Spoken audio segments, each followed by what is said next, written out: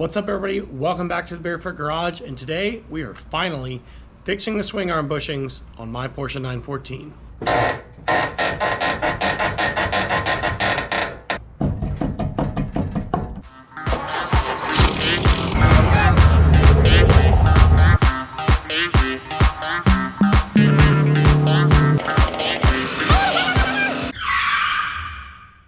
All right, so behind me is my 72 914, and I built this car back in 2017, 2018, and when I did it, I put in super cheap poly bushings into the swing axles or into the swing arms. And I've always attributed to the squeak that I get in the back from that. And I just said, I didn't grease them well enough, I can live with it. And when it came time to do this project, normally I jack it up, pull the wheels right off, I don't even bother with it. But I have I had the engine out, and I had the CV shafts out, and I could tell that now the wheel bearing is tight and the wheel is tight, so all that play is coming from our swing arm pivots up here, and they're tight. So that bearing is just totally wasted, and I'll be honest, it's definitely due to these tires. So we are going to upgrade this to some super trick poly bronze setup from Elephant Racing. I've been drooling over these for a long time. I'll probably do the whole car eventually, but pretty expensive setup. But the good news is you don't have to have a press, even though we have one. So what we're going to do is go ahead and tear down both sides, and then we'll look at it at the same time and get this thing put back together. This is one of the last steps under the car before the engine is ready to be started. We're taking a break from the Haltech stuff because we're waiting on some parts. So we'll get these refurbished, get the CVs back in, change some shift bushings, and we'll have the underside of the car done, so it'll just be laptop and up top work, and we'll be ready to drive.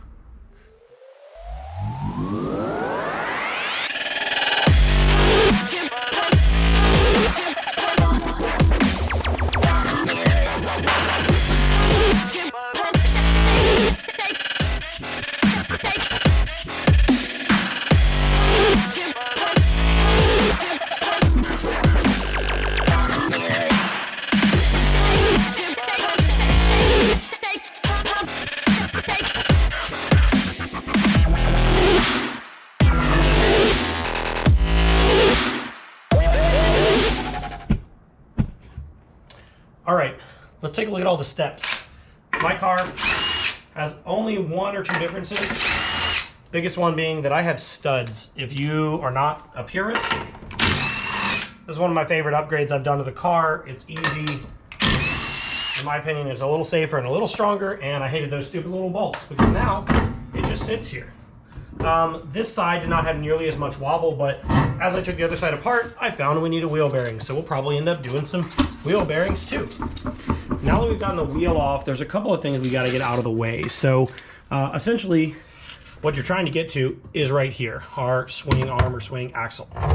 So you need to pry off the connection right there for our sway bar. I find that it's easiest to just get a pry bar in like this and pop this off. When you go to put it back, use a C-clamp, squeeze it together, call it a day. You'll need to get the bolt right here. For the shock off, you will need to take off your caliper. And the caliper has got two 19 mils on the back. I'd go ahead and take off the clip for the parking brake up here in the front, and I take off the clip here at the brake line. You can take the whole thing off as an assembly. I pulled the rotor later, but you can do it now, whatever. But take the brake drum off and shake on the rotor and see if you got any shake, and figure out if you need wheel bearings or not. Then you're going to go way up here to the inside, and you're going to get to the swing arm nut right here. It's a little easier on this side than it is on the passenger side.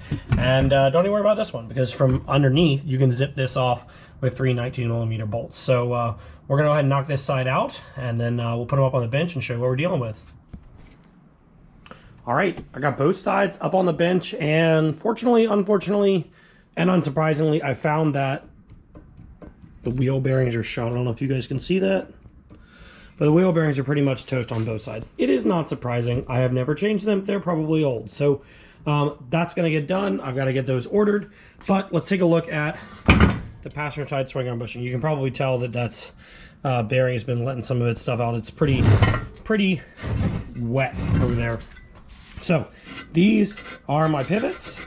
And if I pull this out, you can see the pivot's not really scored up. No big deal. But the bearings, or the bushings as you would have it, they really just come out pretty easily here. I mean, I'll be able to pull this out with my hand, so it's not that tight. So this is something that we're going to go ahead and pull these out, and we'll take a look at these new ones. This one's a little tighter, but if you look at this side, if I just lift out the pivot, there it goes. So these are solid. We take it off here and we'll see they've got some movement in there. So these were a really cheapy replacement. And so we'll go ahead and strip these arms the rest of the way down and get them cleaned up. You will notice I already have the reinforcing boxing on there. I'll take any advantage I can get with these super wide tires. So we're going to get these things torn down and cleaned up. And then we'll look at the swing arm pivots. And then maybe we'll take a look at this bearing as well. So going to end up turning into a full rebuild of the rear suspension. But that's just the way it goes. Got to get it right now so I can get it on the road.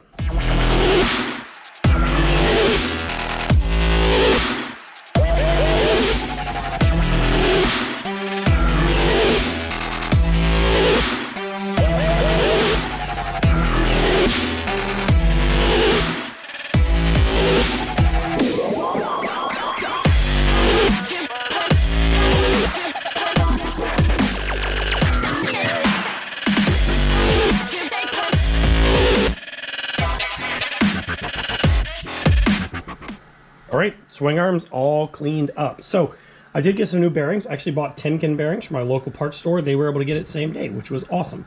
They are inside in the freezer. This has been outside in the hot garage. Not that I can heat it up really, but we're gonna take it and get the press all set up before we go get them out. I have one of the old bearings and I've got my bearing race driver. Not that we're gonna hit it, but we're actually gonna use a press. Thankfully I have access to that. So this is just a good way to push it in there. So this is going to be our setup. Let's head out to the shed and the press and get it all set up.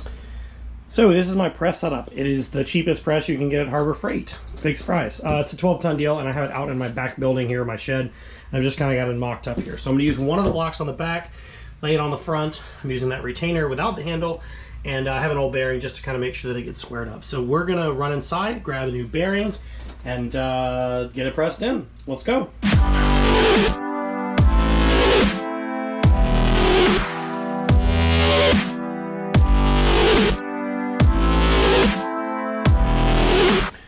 All right, one down. Freezer trick worked, and it went in there pretty straight, and it's bottomed out, and I'm super happy with it. These are gonna be way nicer, and hopefully they last a lot longer. So we're gonna go grab the other one out of the freezer. I think the trick being seat it square with a hammer, then put in the press, and then just kind of went straight in. You may be able to hammer it, but the press is making quick work of this. So let's grab the other one, and we'll do it.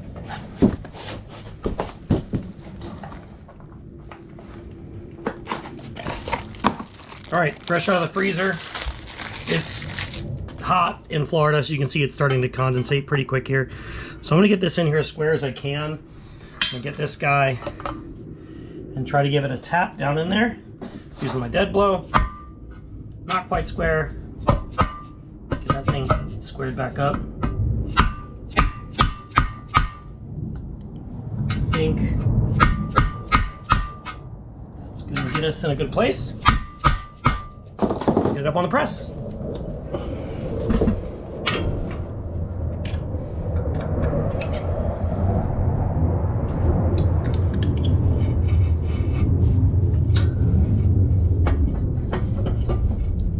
It's not exactly flat on the backside, so you gotta do what you can to get this in here straight, square, and going in flat.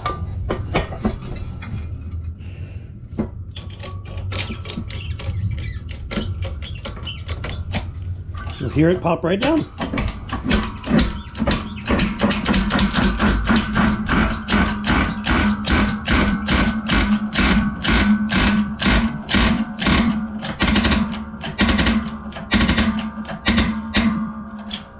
Just to be safe, I'm gonna flip this around and give it just a little bit more. It's gonna press on the center, so I'm not worried about crushing it.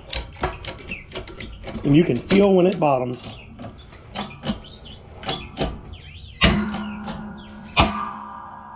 Ding! Pizza's done. And that's all she wrote. Our bearing looks nice and seated from this side. And if we flip it over and get some light, you can see it's flush up against on the inside. So Let's go ahead and grab those spindles and see about pressing them inside.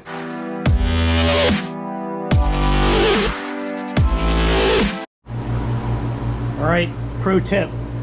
Don't forget to bolt on the bearing retainers, because otherwise it's not gonna go together right. So now I gotta get this back apart, get the bearing retainer in there and put it back together. So other side's done, blow this one back apart and slab it on there and we're good to go.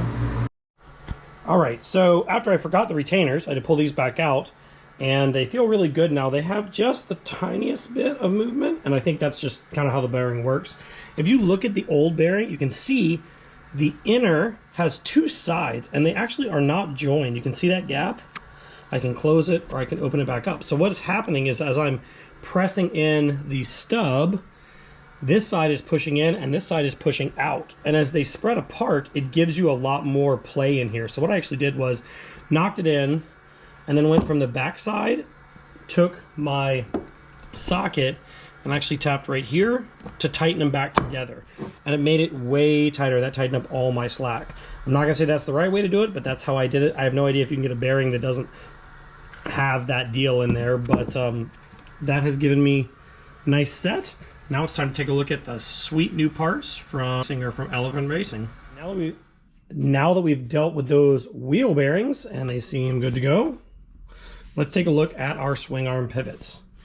Here's the new piece, the Polybronze trailing arm kit from Elephant Racing.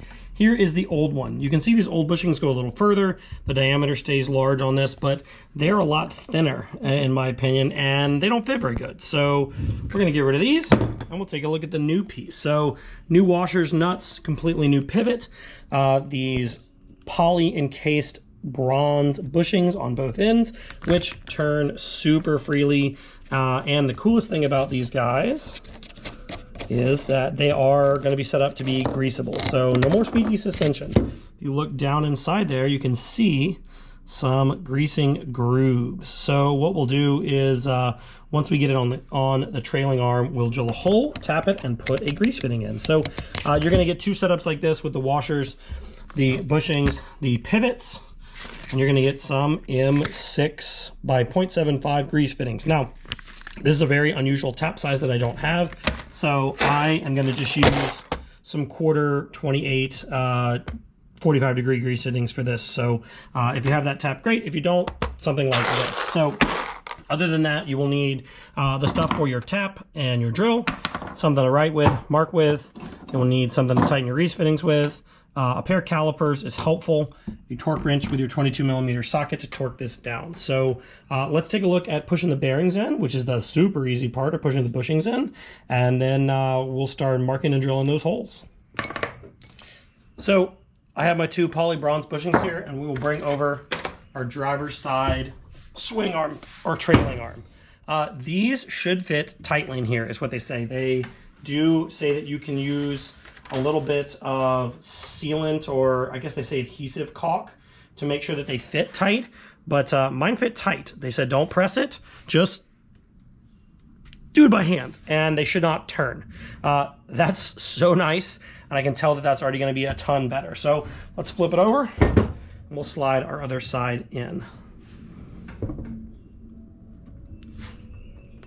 Could use a pipe clamp or something if you needed to. So there are gonna be two grease fittings on this guy here.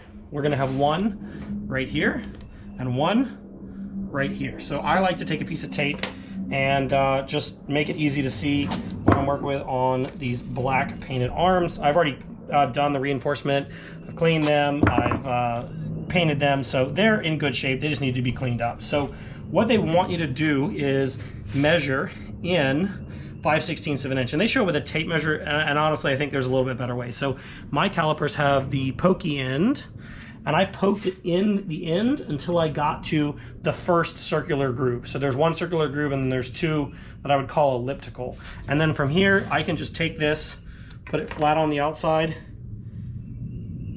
and mark where I want. So you want to go right here on the inside on what is actually the outer side of the trailing arm, and then you want to go right around here, which would be the bottom. You want to angle that into the bottom of what is the outside. So we'll check and make sure that grease ring is the same. we'll go ahead and we'll probably pop that right here. So at this point, we need to go ahead and drill these holes. Since I'm using the quarter 28, this is a number 3 drill bit, quarter 28 drill bit. If it's the M6 by 6.75, you can look up a chart for what that is. So now we have to drill through the steel, through the poly, and through the bronze. These are gonna take a while. So let's throw in the time lapse.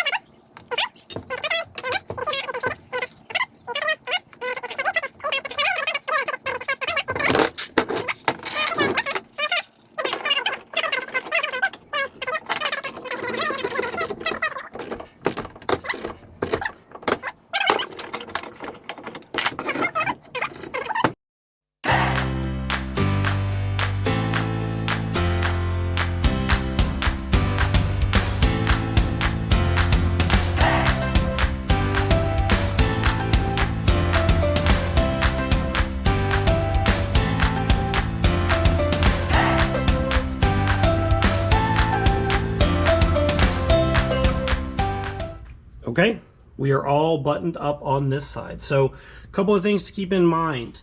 Make sure you put your CV axle into the hub before you lift the whole thing up there, if your heat exchangers are in place. I've done the CVs a couple ways, and if your heat exchangers are out, it's possible. If they are in, you need to have it in here, not necessarily tightened down, just slid in before you put the whole thing up. So the way that I did it is this was torqued on the outside. See, my car is flared, so you have access to this. I slid the CV through, put the nut on loosely, got it up into place, sat it on the heat exchanger, put a nut on the inside, torqued it. Cool tip here, if you remove the valve cover, there's enough room for a 1/2 inch socket and a torque wrench. You can torque this to 85 foot-pounds. So don't forget your clip here on the brake line, your clip here on the parking brake. It's a good time to adjust the air gap on your brake pads if you need to do that. Mine seem pretty good. Put a little anti-seize on your 2 retaining screws for the disc. Funny thing, these are the actual discs that came on the car. They are ancient. I got them turned once. I put pads on it once, and I've driven this car a ton, so it doesn't go through brakes very quickly. As you can see, I have studs instead of those stupid wheel bolts. If you don't have an OEM car, highly recommend these. These go in the back, they go into the hub, and they're a great way to do it. Other pro tip, make sure that you put a little grease on these guys, and that these are all seated all the way in.